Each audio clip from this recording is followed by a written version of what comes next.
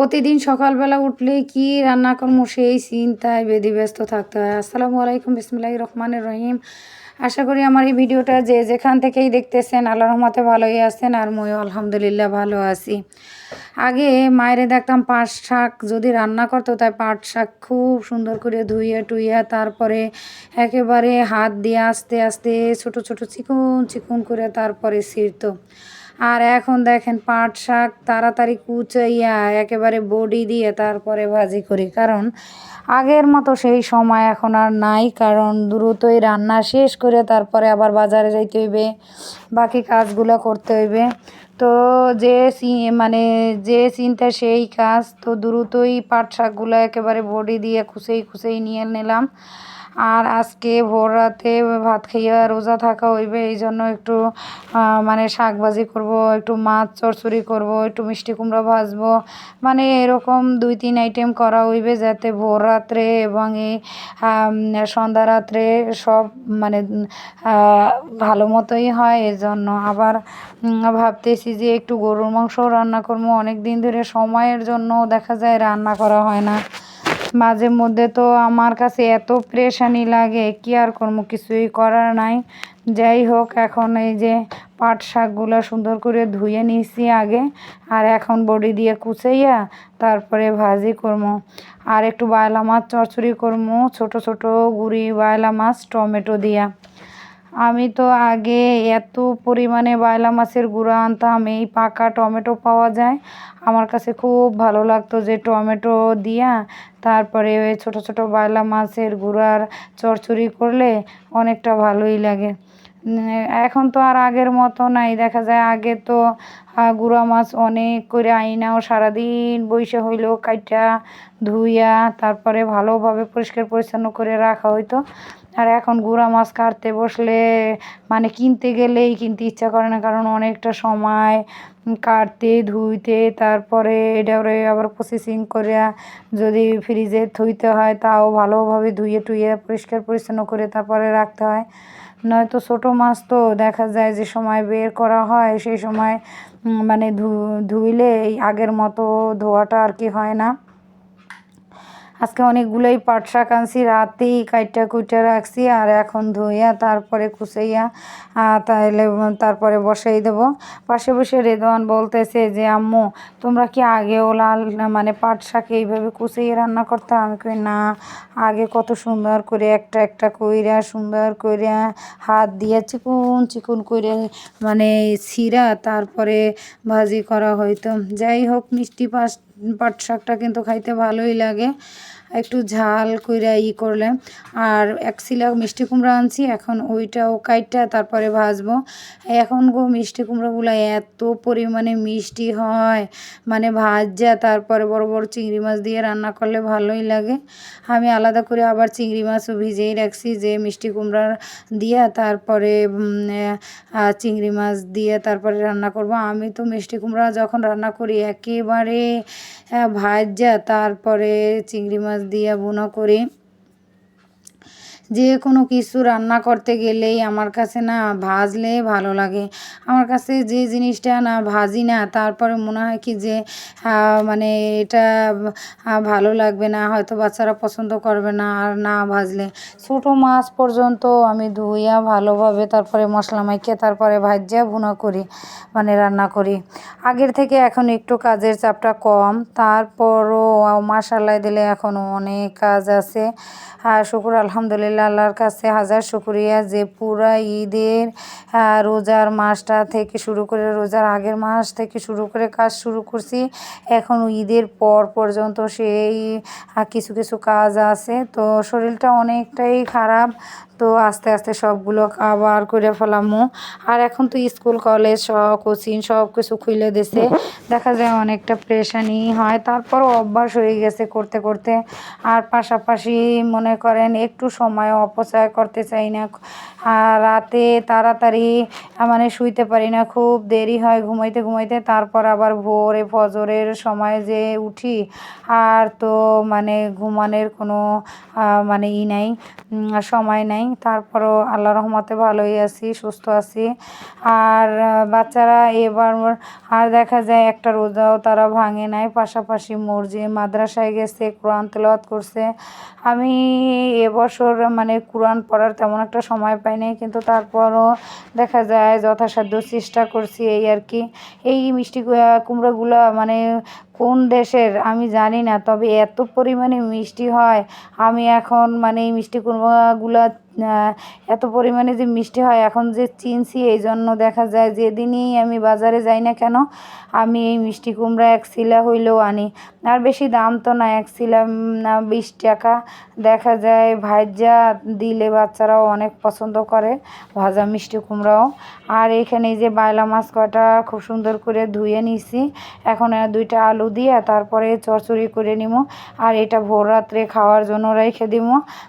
আর tomato দিলে আবার মেয়েটাই পছন্দ করে না, এজন্য দেখা যায় টমেটো দিতে যাইয়াও আর দিতে ভালো লাগে না। আর আগে তো মেয়ে ছোট ছিল, ও তো আর খাইতো না। এই যে শাক ভাজিটা আমার করা হয়ে গেছে, দেখতে কিন্তু ভালোই লাগতেছে। এখন যদি কোনো শুভাকাঙ্ক্ষী কেউ আসে তাহলে এই শাক ভাজি তারেও মানে কিছুটা দিয়ে দেবো, কারণ বাচ্চারা তো তেমন একটা পছন্দ করে না, খায় না। আমার একার জন্য একেবারে অনেকগুলো বেশি হয়ে গেছে। তো দেখা যায় যে আমি প্রতিদিন যে কাজ করি তার ফাঁকে ফাঁকে আমি কারোর বাসায় তেমন একটা যাওয়ার তো সময় পাই না। আমার যারা শুভাকাঙ্ক্ষী আছে তারাই সময় পাইলে আমার কাছে চলে আসে, ভালো মন্দ সমস্ত কথা শেয়ার করে, আমিও তাদের সাথে কথা বলি, শেয়ার করি, ভালোই লাগে। আসলে প্রতিবেশী যদি ভালো হয় তাহলে তার মতো শান্তি কিন্তু আর কিছুই নেই। ভালোতে মন্দতে সুখে দুঃখে তাদেরকে ডাকা যায়, তারা পাশে থাকে, মানে সব কিছু মিলেই আর কি। এই যে বালা মাছগুলো খুব সুন্দর করে ভাজা, ছোট ছোট 2টা আলু দিয়া এখন এই যে ছোট্ট একটা কড়াইতে চড়চড়ি করতেছি।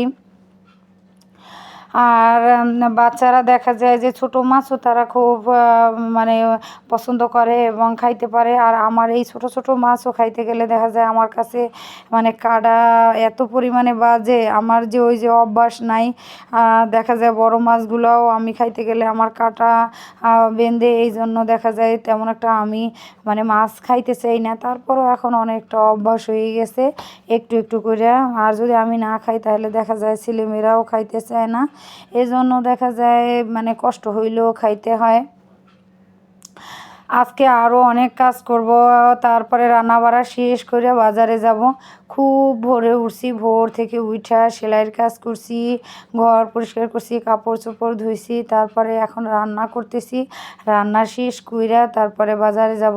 বাজার থেকে মানে কিছু সবজি টবজি শাক পাতা যাই দরকার এগুলো কিনে নিয়ে এসে আর এক সপ্তাহের ভিতরে আর যাব না। ছোট ছেলেটা এখন আমি যেদিনই বাজার যাই আমার সাথে সাথে যায়। আর ও দেখা যায় কি যে যেদিন আমি একা যাই এদিন ও বাসায় থাকলে ও বলে কি যে আম্মু আমাকে নিয়ে গেলে না কেন। তো আমি প্রথমে শাকভাজি করলাম, তারপরে মিষ্টি কুমড়া ভাজলাম, বাইলা মাছের চচ্চড়ি করলাম, আর এখন এই যে গরুর মাংস রান্না করব। আর কিছু রান্না করব না, কারণ এই গরুর মাংস রান্না করতে করতেও অনেকটা দেরি হয়ে যাবে। দেখা যায় প্রেশার কুকারে বসাই দিলে তাড়াতাড়ি হয়ে যায়, কিন্তু এই যে আলসেমি কইরা আর নামানো হয় না, এই জন্য হাতের কাছে যেটা পাই এইটাই বসাই দেওয়া হয়। আর রান্না বসাবার ফাঁকে ফাঁকে আমি আবার মেশিনের কাজগুলোও একটু একটু করে সাইরা নেই।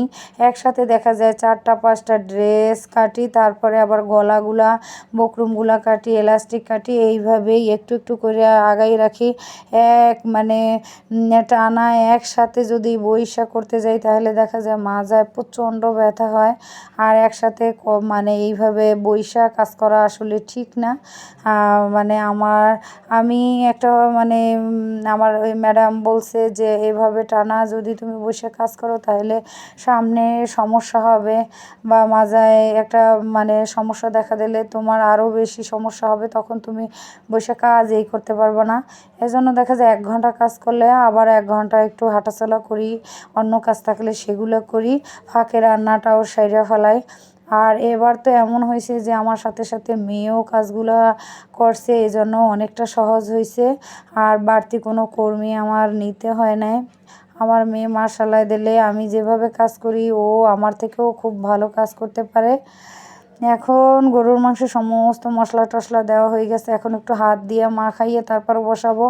আমার হাতটা যদি কাটা না থাকে তখন আমি গরুর মাংস খুব সুন্দর করে এভাবে মাখাইয়েই বসাই। আর যদি কোনো কারণে হাত কাটা থাকে তাহলে আর এভাবে মাখাইয়ে আমি বসাই না, খুরচুন দিয়ে লাড়াই চাড়াই তারপরে বসাই দিই। আমার কাছে কেন যেন মনে হয় যে গরুর মাংসটা হাত দিয়ে খুব সুন্দর করে মাখাইয়ে কিছুটা সময় রাইখা তারপরে যদি চুলায় বসানো হয় তাহলে অনেকটাই মজা হয়।